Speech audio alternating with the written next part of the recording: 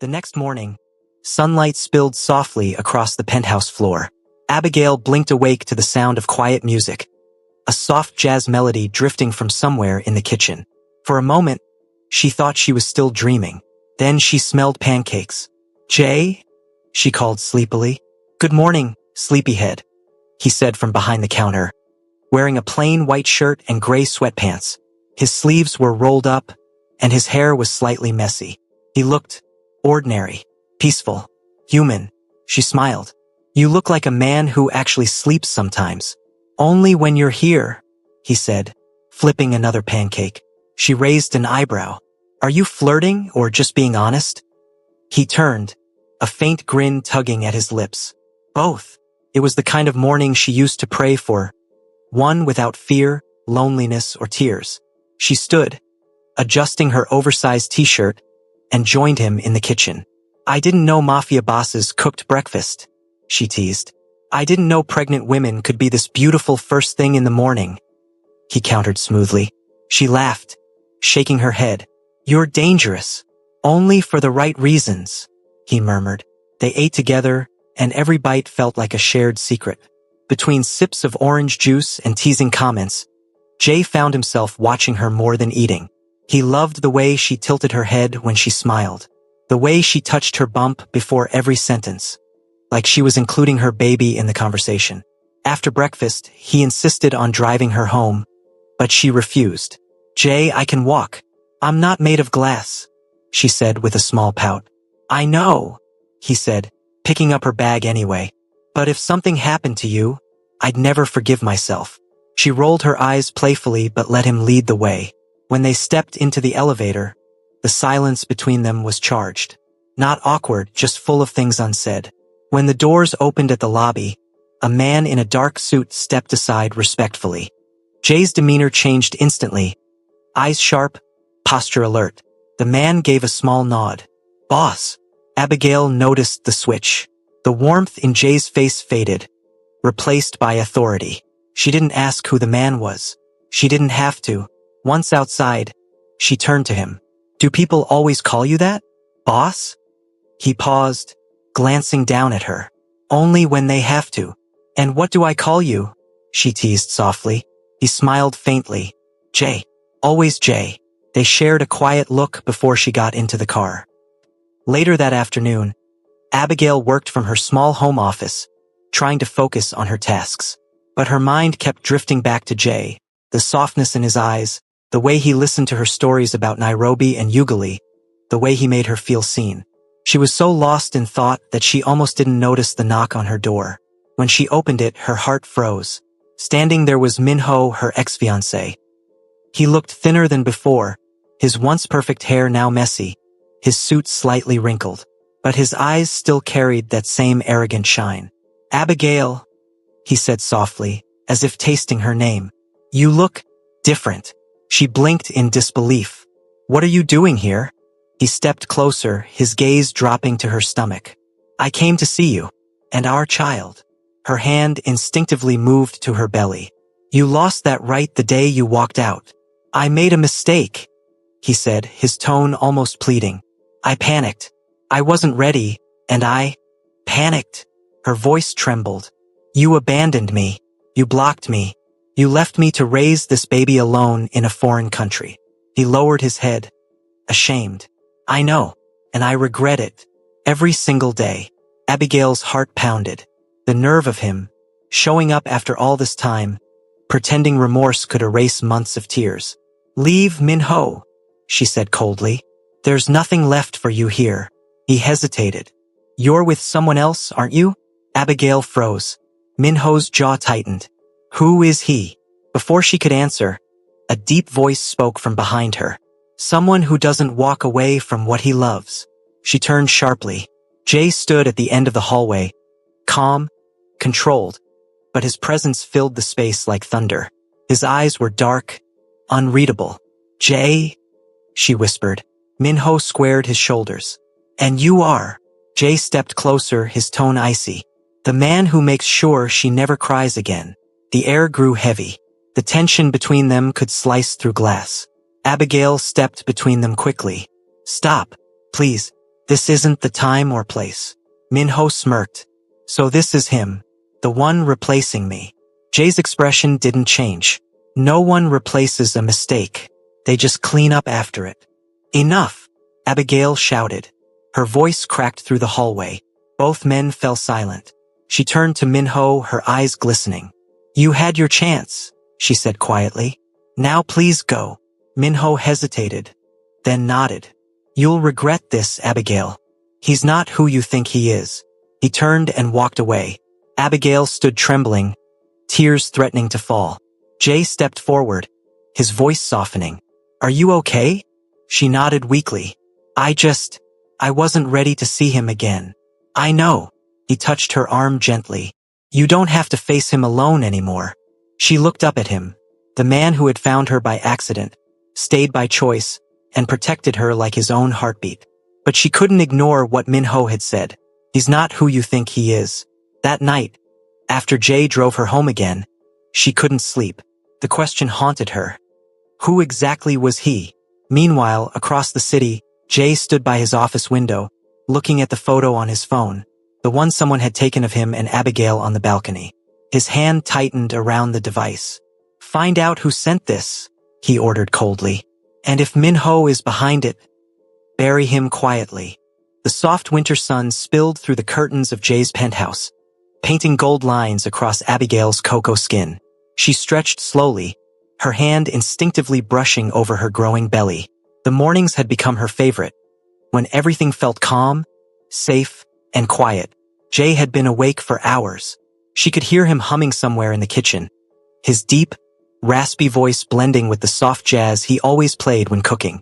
The smell of fried eggs, garlic toast, and something sweet, probably strawberries, filled the room. Good morning, sleepyhead, he called out. She smiled, her voice still thick from sleep. You're too loud for someone who claims to be a mafia boss. He laughed, appearing at the doorway holding a tray. And you're too beautiful for someone who keeps calling me a mafia boss. The tray had everything she craved. Pancakes stacked high, whipped cream, and a cup of warm milk.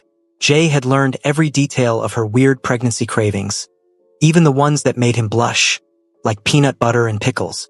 When he placed the tray on her lap, she looked up at him. You're spoiling me. That's my job now, he said softly. You, the baby, my world. The words hit her heart differently that morning. Maybe because of how tender his tone was. Maybe because the baby kicked right then, reminding her that life was growing inside her. She reached for his hand and placed it on her stomach. His eyes softened immediately. She's saying hi, Abigail whispered. She? Jay's grin widened. So it's a girl? She kicks with attitude. It must be a girl, she teased. He chuckled, kissing her forehead gently. But when he pulled back, he noticed something. Her lips were paler than usual. Her eyes, though bright, had shadows beneath them. You look tired, he said, concern breaking his smile. It's normal. I just didn't sleep much, she said lightly, brushing it off. The baby was restless last night, but Jay wasn't convinced. He sat beside her, brushing his thumb along her arm. You promise you'll tell me if anything feels off? I promise, she said with a small smile. Later that day, they went shopping for baby clothes. Jay insisted on carrying every single bag, refusing to let her lift anything heavier than her purse. At the baby section of a quiet store in Gangnam, Abigail held up a tiny onesie with a yellow bunny on it. Can you imagine her in this? Jay's eyes softened. She'll look like you. Tiny and perfect. She laughed, playfully smacking his arm. Tiny? You think I'm tiny? He leaned closer. You're exactly my size. She rolled her eyes but blushed anyway. Their laughter filled the store, drawing a few smiles from strangers nearby. They looked like a couple deeply in love, the kind who made others secretly hope for the same. But as they reached the checkout, Abigail suddenly felt dizzy. The floor shifted under her feet, her vision flickering white. Abby! Jay's voice came sharp with alarm. She blinked rapidly, gripping his arm. I'm fine. Just a bit lightheaded. He immediately guided her to a bench. His hand trembled slightly as he fanned her with a receipt. You scared me. I told you I'm okay, she said, forcing a weak laugh. Maybe I just need water. He went and returned with a bottle in seconds. She sipped slowly, watching his expression. His brows furrowed, his jaw tense. He had the look of a man used to control, but terrified of losing someone he couldn't protect with fists or guns. When her color returned, she smiled faintly. See? I'm okay. Don't go all mafia mode in a baby store. That earned a reluctant laugh from him. You'll never let me live that down, huh? Never, she said softly. That evening, they curled up together on the couch. The city lights of Seoul glimmered through the tall glass windows. Abigail rested her head on his chest, tracing circles on his shirt. You ever wonder what kind of father you'll be? She asked. He paused. Every day. And I want to be the kind who shows up, he said after a while. Not just for birthdays or big moments, but for quiet things, like this, sitting, laughing, breathing the same air. Abigail smiled, but she didn't respond right away. Her heart was warm, yet something in her chest ached, an invisible pressure she couldn't explain. She took a deep breath and looked up at him. You're already that man, Jay. He looked down at her and whispered, and you're already the love I never knew I could have. Their lips met slowly, tenderly. It wasn't just passion, it was peace. The kind of kiss that promised safety. When he deepened it, she melted into him, her hand sliding over his jaw. The baby kicked between them, and they both laughed softly against each other's lips. Guess someone's jealous, she murmured. Then she better get used to sharing, he teased. For a long while, they stayed like that, whispering, touching, listening to the hum of the city below. But when Abigail got up to use the bathroom, she paused, pressing a hand to her stomach. Something didn't feel right. It wasn't pain, just heaviness. The strange, deep tug. She forced a smile and told herself it was nothing, just fatigue. She'd tell Jay tomorrow. But as she looked at her reflection in the mirror, the faint color draining from her cheeks, fear crept into her heart like a shadow. Later, she climbed back into bed beside him. Jay was already half asleep, one hand resting protectively on her side. She turned toward him, whispering, "Good night, my love." His sleepy voice answered, "Good night, my world." And for a moment it felt perfect again, like the universe had paused just for them. But outside, the snow began to fall quietly over Seoul, soft and white, hiding the roads below, foreshadowing that not all beauty comes without sorrow. The night air over Seoul was colder than usual. The city lights shimmered beneath the falling snow, the hum of cars and late cafes filling the quiet spaces between heartbeats. Inside Jay's penthouse, the warmth of laughter lingered. Abigail had just finished folding the tiny onesies they'd bought earlier, her belly round beneath the soft glow of the living room lamp. Jay sat on the couch watching her with that familiar smile, the one that said she was his piece. "You're not supposed to be on your feet that long," he reminded gently. "I'm just organizing," she said, brushing him off playfully.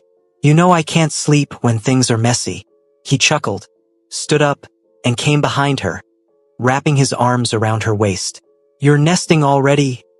he teased, his chin resting on her shoulder. "Maybe I am," she admitted, leaning into him.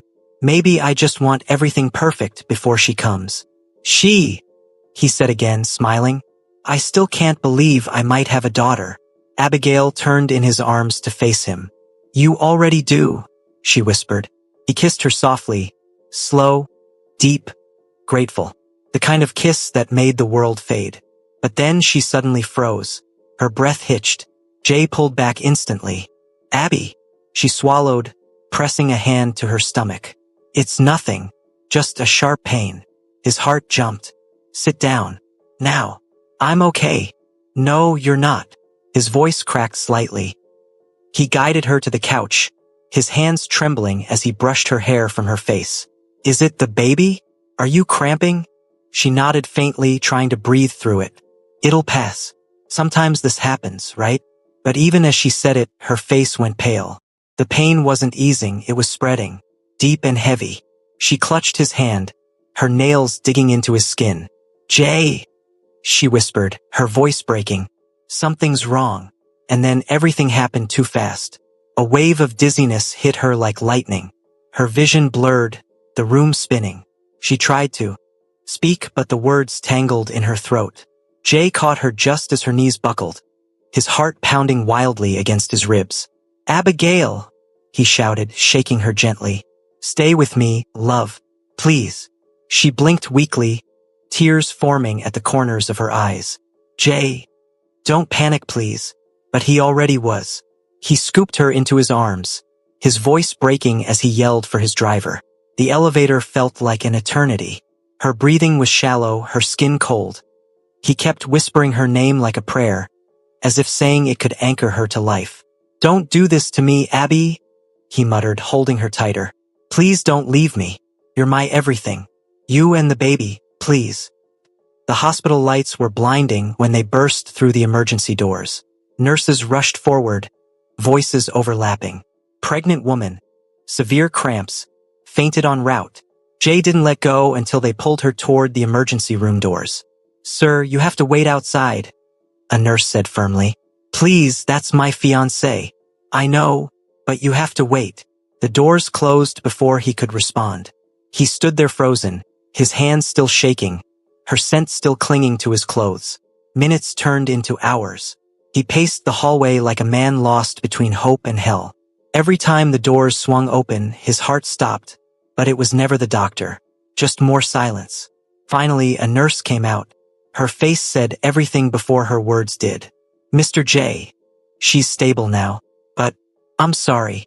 He didn't hear the rest at first. The world became muffled, like he was underwater. When he finally walked into the room, Abigail was lying on the bed, pale, fragile, her eyes red from crying. He went to her quietly, his chest breaking with every step. She looked up at him with trembling lips. "It's gone, Jay." The words shattered him. He sank beside her, his hand covering hers. She sobbed softly, and he pressed her hand to his lips, tears falling freely. "I'm so sorry," he whispered. "I should have noticed sooner. I should have." She cut him off weakly. "Don't blame yourself." "How can I not?" His voice cracked. "You and that baby. You were my reason to breathe." She turned her face toward him, tears slipping down her cheeks. She was ours. And maybe she wasn't meant to stay long. Maybe she just came to remind us what love can create. Her words, so gentle even in pain, broke him completely. He leaned forward and kissed her forehead, his tears soaking into her skin. For a long while, neither spoke. Only their breathing and the quiet hum of machines filled the room. Then Jay whispered, "We'll try again someday. When you're ready. When your heart is ready." Abigail blinked slowly, exhaustion washing over her. "Promise me you won't walk away. That you'll stay." He cupped her face in his hands, his thumb wiping a tear from her cheek. "Abby, I found my home in you. I'm not leaving. Not now, not ever."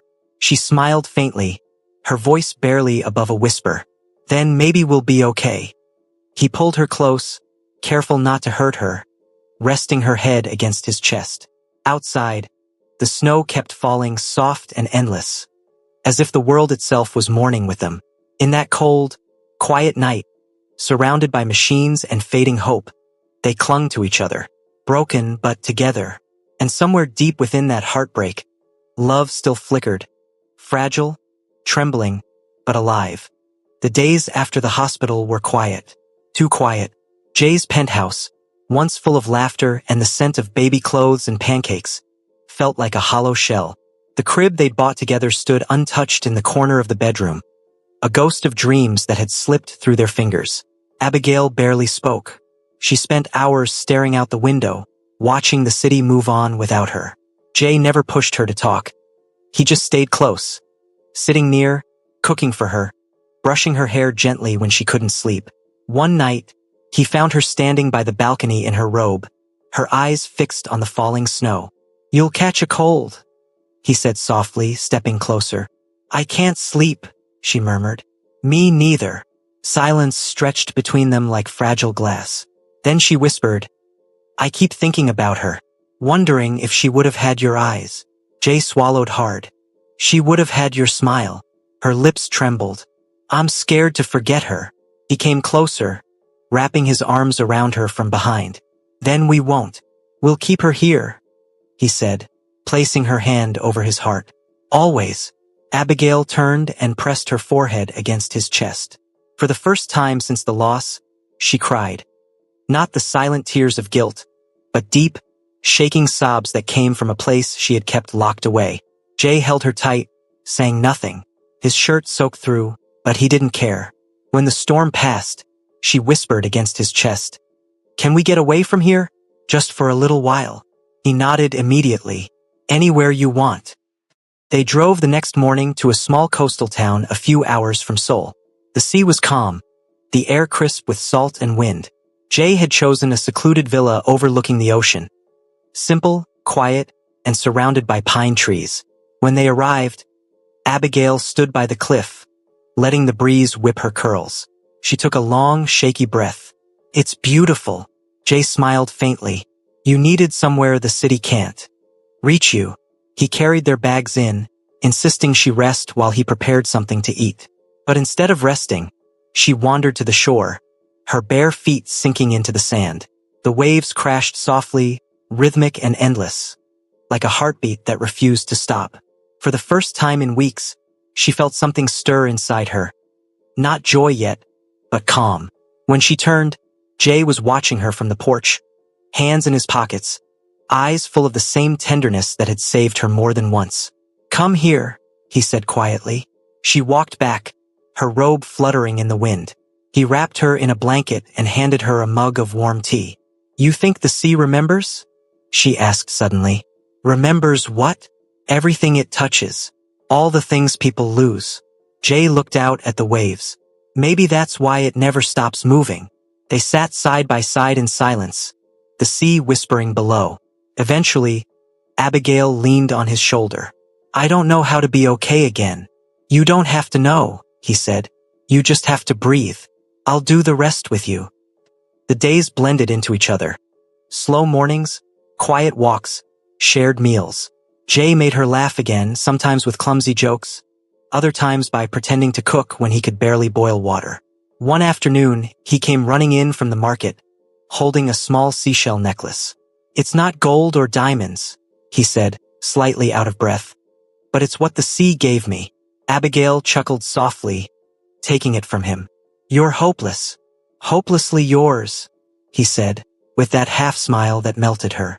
She laughed properly this time, a sound he hadn't heard since before the hospital.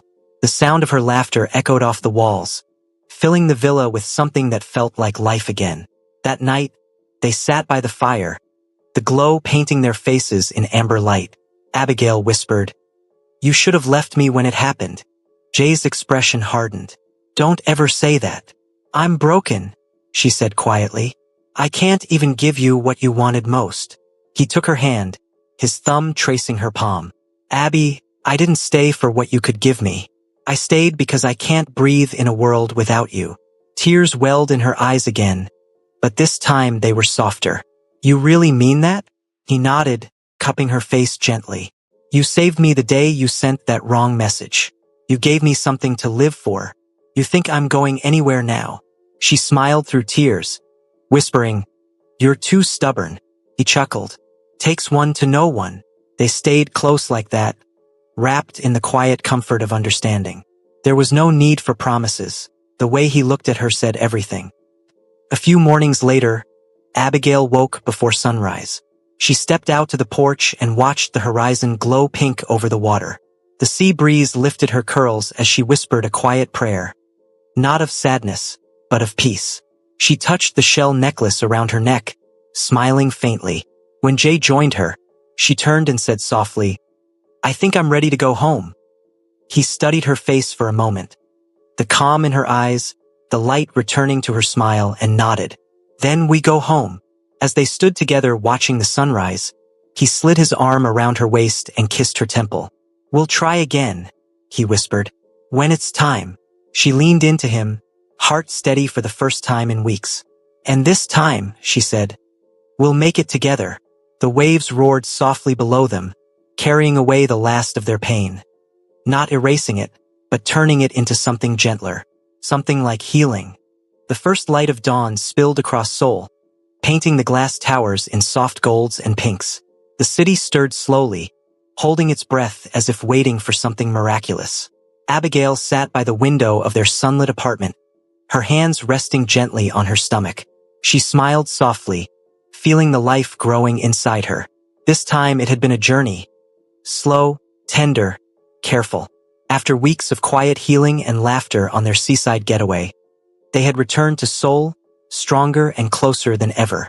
Jay stood behind her, arms around her waist. "Feeling okay?" he asked, pressing his lips to her hair. "I am," she said, leaning into him. "It's amazing how brave you can be. Just standing there, always holding me." He kissed her temple. "I'll always hold you, Abby, no matter what." Hadn't been easy. For weeks after the miscarriage, they had taken it slowly. Doctor visits, gentle walks, quiet evenings curled on the couch.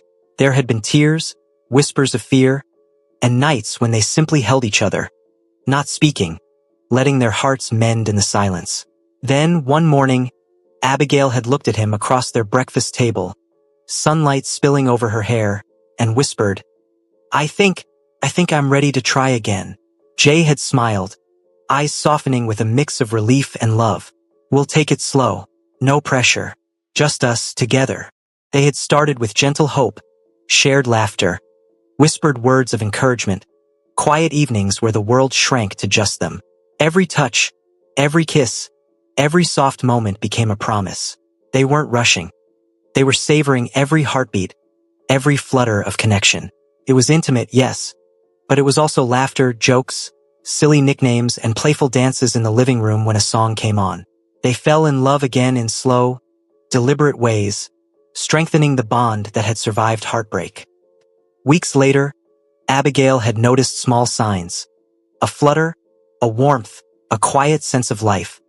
She hesitated at first, afraid to hope too soon.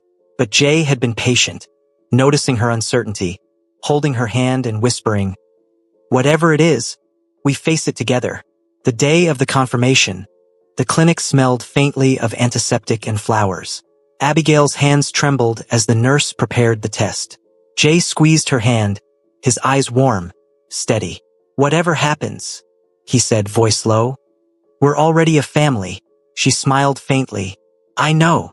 The ultrasound screen flickered, and the tiny heartbeat appeared. Steady, unwavering. Abigail gasped. Tears slipped down her cheeks. "Jay, it's working. She's alive." Jay's eyes glimmered as he pressed her hand to his lips. "Our little miracle," he whispered. "We did it. We really did it." They held each other in the quiet clinic room, letting the soft sound of the heartbeat fill the space. It wasn't just a baby they had created. It was hope, love, and healing made tangible. That evening, they returned home and sat on their balcony. Seoul spread below in gold and pink. Abigail rested her head on Jay's shoulder, feeling the tiny flutter inside her again. "Can you believe this?" she whispered. He brushed a strand of hair from her face. "I can. I always knew we'd get here, together." She pressed her hand to her stomach. "I never thought I'd be this happy again. After everything. You deserve this," he said, voice steady and soft. "And we'll take every moment, every heartbeat, every smile, all of it." Abigail laughed softly, tears of joy glimmering. "A new dawn, huh?" He kissed her temple. "Yes, a new dawn. Our dawn. And this time, nothing can take it away." The city lights below twinkled like a million tiny stars. The air was filled with the faint scent of spring blossoms. In that quiet, cinematic moment, the world itself seemed to pause, holding its breath as they embraced their second chance. Weeks passed, and their days blended into soft routines, cooking breakfast together, laughing over clumsy attempts at dinner, evening walks along the river, and quiet nights on the balcony, hands intertwined. Every movement of the baby inside Abigail reminded them that life had a way of returning, even after heartbreak. One morning, Abigail awoke early, sunlight turning her hair to burnished copper. She stepped onto the balcony and felt the wind on her face. Jay joined her, carrying 2 mugs of tea. "We did it," he said softly, handing her a mug. "Did what?" she asked, smiling. "This us, everything. All the moments that brought us here." She leaned into him. "Then let's keep doing it," she whispered. He kissed her forehead, wrapping her close. Forever. Always. No matter what. And deep inside, in the flutter of tiny kicks, in the warmth of their embrace, they knew, no matter what came next, they were together. They were family. Love had not only returned, it had flourished. The city stretched out before them, golden and alive. The future awaited, wide, open, and full of possibility. And for the first time in a long time, Abigail and Jay felt the world finally align with their hearts. The sun rose higher, painting the sky with brilliant hues, and they stood together, hands on her stomach, hearts intertwined, watching the dawn of their new life. A life built on love, resilience, and hope. The park was alive with the soft hum of spring, blossoms drifting in the breeze, children laughing, and the distant rhythm of the city beyond the trees. Abigail sat on a bench, sunlight turning her hair to copper, watching a little girl chase after a bright yellow ball. The girl's laughter rang through the air, pure and full of life, a sound that made her chest ache with joy. Jay crouched beside the little one, guiding her hands as she tried to kick the ball properly. His eyes sparkled, the same warmth that had carried Abigail through heartbreak now lighting up his whole face. "Good job, Mia," he cheered, lifting her high into his arms. Abigail laughed, clapping her hands. "She's getting so big. She's perfect," Jay said, turning to kiss Abigail's cheek. "Just like her mother." Abigail leaned into him, smiling softly. "And you," she whispered, "you made all this possible." Jay shook his head gently. "We made it together. All of it. Every laugh, every tear, every heartbeat." The little girl ran back to them, her curls bouncing. "Mommy, Daddy, look." Abigail held her arms wide. "I see you, sweetheart." Jay laughed, sweeping both of them into a hug. Their hearts beat together, strong and steady. A rhythm that had survived storms, heartbreak, and loss, and now thrived in sunlight and laughter. The breeze carried the scent of blossoms, the warmth of the sun, and the quiet promise of endless tomorrows.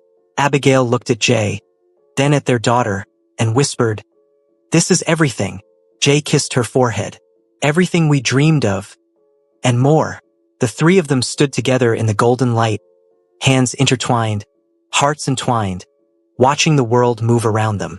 And in that moment, the past felt like a shadow, distant and powerless, as love, patient, resilient, unyielding, had finally triumphed. The city stretched beyond the park, alive and vibrant. But here, in their little world, it was just them, wrapped in laughter, sunlight, and the Hello besties, in this sweet story we learned that sometimes the greatest blessings come from life's biggest mistakes. Abigail's strong message led her to the right man, proving that love doesn't always arrive in the perfect way, but it finds us when we need it most. Through heartbreak, loss, and healing, she learned that true love isn't about perfection, it's about presence, someone who shows up, stays, and loves you through your scars. Besties, even pain can be the path to purpose, and what feels like an ending can secretly be a beautiful new beginning. Thank you so much for watching. Kindly like, subscribe, and share.